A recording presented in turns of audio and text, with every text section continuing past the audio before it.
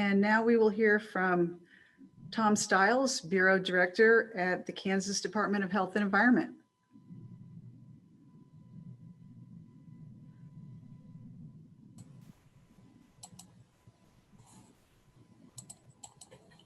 Thank you, Connie. I'm working on the video end of it, but I can touch on probably three main areas or talking points right now. First off, welcome everybody for this annual rite of the fall, for us all gathering together and share our passion for water, whether it be on the supply side or the quality side.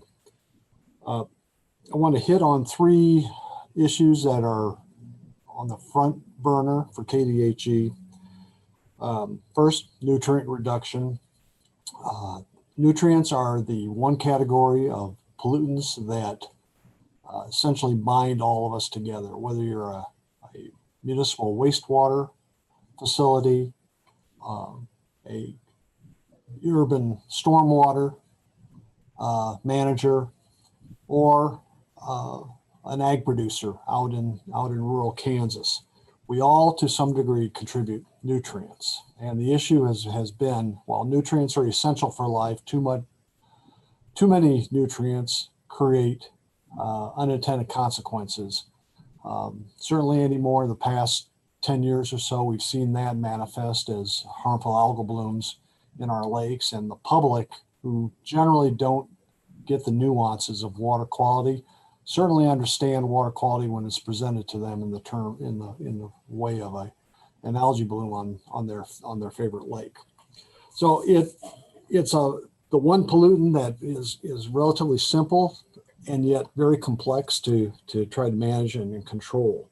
And we have the variety of programs to direct toward it. And the key is to set strategies that will continue to work to improve our ability to reduce the output from all these sources into the waters of the state. For the NPDES program, particularly wastewater operators, we've seen a lot of investment in treatment technology that effectively removes both the nitrogen and phosphorus from the wastewater before it enters the receiving stream.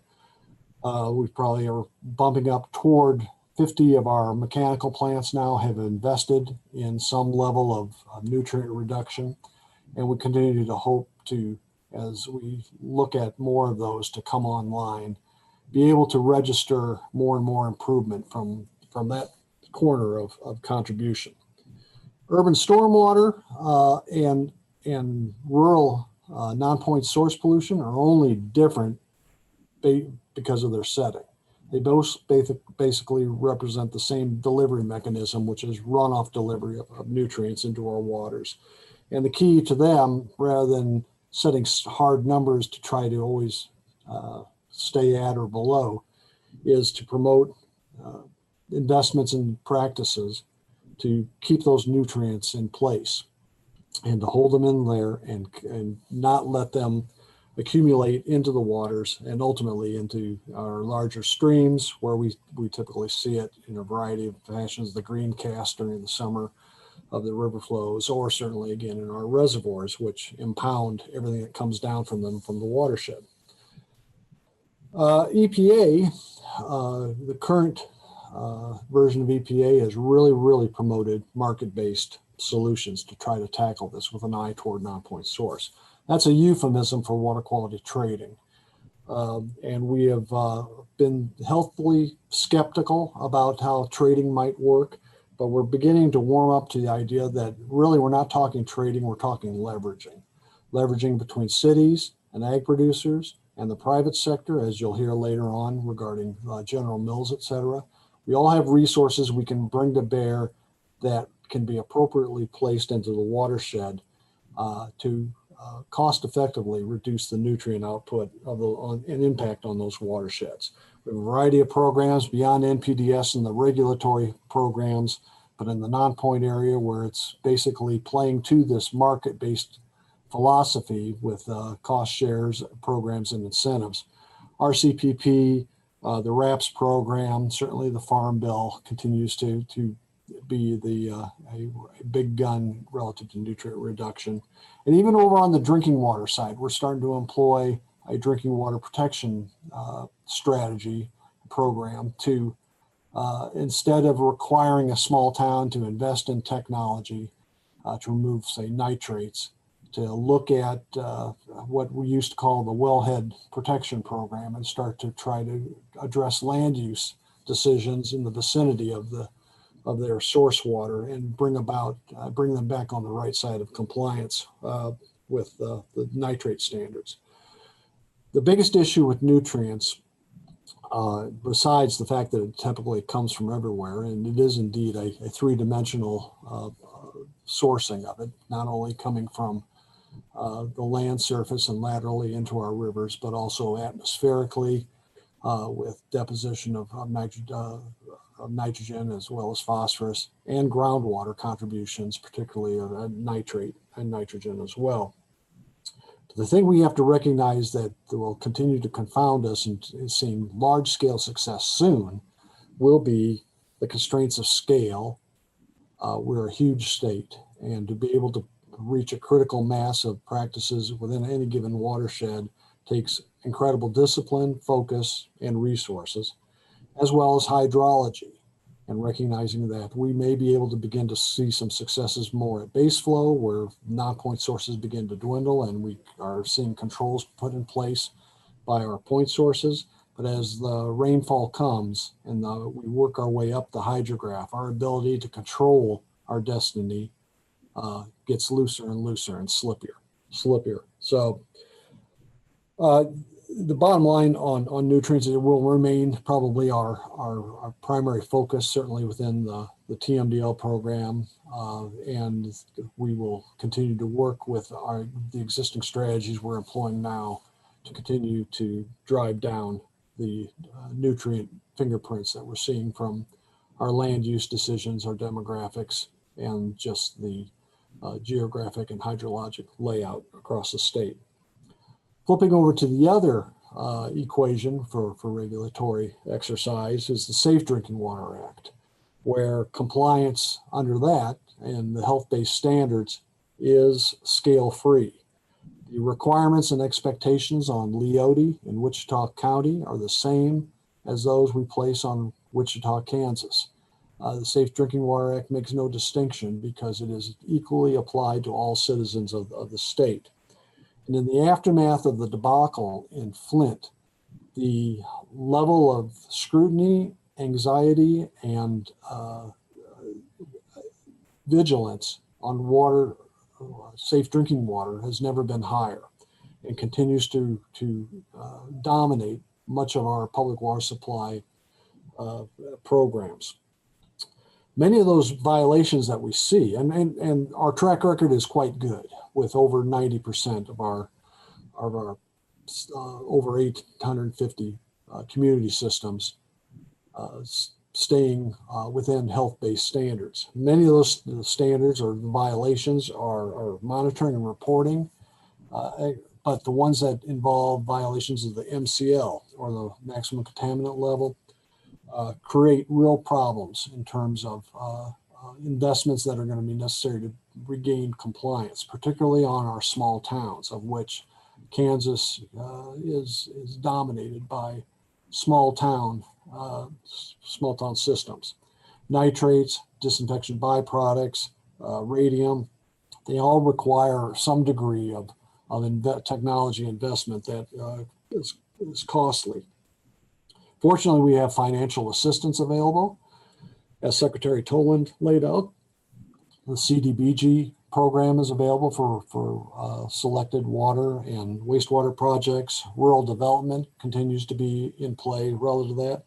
But for us, for KDHE, our two twin battleships in this effort are the SRF programs, the state revolving loan funds for both wastewater and for water, so drinking water.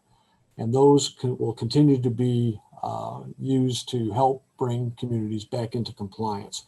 And depending on the condition of the community, there are opportunities perhaps for some principal forgiveness in providing them some financial relief relative to that, recognizing that small town Kansas is struggling with many, many things to continue to be viable in the 21st century. We really don't want compliance issues to drive them over the brink. Both safe drinking water as well as clean water, the wastewater end, both are facing a looming crisis in terms of the human resources available. Our cadre of certified operators are starting to dwindle, and our ability to adequately have certified operators in place to provide safe drinking water and good operations of our wastewater programs is beginning to fray a bit, and it is going to be an ongoing challenge, particularly in the rural parts of the state, for us to be able to make sure there's a human presence there that acts in charge and keeps systems running and running right, so that the towns can benefit from both the safety and sanctity of their drinking water, as well as make sure that they do not impart undue impacts on the surrounding environment. The final talking point really is e-reporting, but it's more than that. It's recognition that we're entering an era of big data management, and those data are used for compliance and enforcement, but also management decisions and evaluation. The Safe Drinking Water Act certainly, and those facilities have been at this for some time through entering their data into the CIDWIS program. The NPDS programs are going to see the Bureau of Water in a state of transition in the coming year as we exchange one data delivery system with a new one for both output of permits as well as receipt of the discharge monitoring records there. So with that, we have to recognize we're going, as always is the case, investments in technology. There's going to be stutter starts and a lot of trial and error in trying to get the system up and running. It's akin to the state's investments that were made in the 80s to try to embrace the technology for GIS, starting with some central repository for the databases. It's a big front-end investment that's necessary for ultimately the ease in which we are able to move and work with data these days. The same situation is going to arise with our NPDS permit program, with a lot of a tough year, I think, coming up, followed by a more seamless operation when it comes to permit issuance and evaluation and compliance on that. E-reporting, or the fact that we're entering a paperless society, and EPA is continually pushing on electronic data to serve as their ability to keep an eye on things, check on compliance and enforcement, but also to be transparent and allow for public portals for the public to look in and see how a given system is performing there. But as I've said, as technology, buying into technology also buys you peril. Nothing is ever right off the shelf and ready to go. And so we'll see that. And our staff is dedicated to help the facilities out there manage this transition over time.